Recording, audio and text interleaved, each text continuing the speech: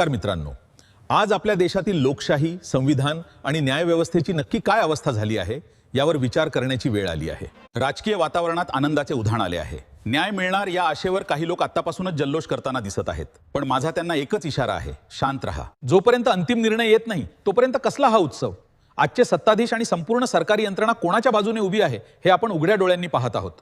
अशा परिस्थितीत आपल्याला पक्षाचे नाव किंवा चिन्ह सहज मिळेल या भ्रमात राहू नका। आज आपल्या न्यायव्यवस्थेवर आणि निवडणूक आयोगासारख्या स्वायत्त संस्थांवर कोणाचा दबाव? देशात लोकशाही उरली आहे का? संविधान पायदळी तुडवले जात आहे। जर या खटल्यात योग्य न्याय मिळाला नाही तर या देशातील सामान्य माणसाचा न्यायावरचा विश्वास पूर्णपणे उडेल आणि त्याचे जगणे कठीण होऊन बसेल। सत्य लगेच बाहेर येत नसते, त्यासाठी खूप मोठा आणि दीर्घ संघर्ष करावा लागतो। जोपर्यंत स्वायत्त संस्थांवर योग्य व्यक्ती बसत नाहीत आणि दबावतंत्र संपत नाही तोपर्यंत जनतेला खरा न्याय मिळणं कठीण आहे। हा लढा फक्त एका पक्षाचा नाही तर आपल्या देशाची लोकशाही आणि संविधान वाचवण्याचा आहे।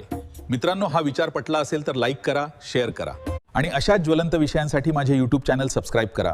फेसबुक आणि इंस्टाग्रामवरही नक्की फॉलो करा। धन्यवाद। जय हिंद, जय महाराष्ट्र।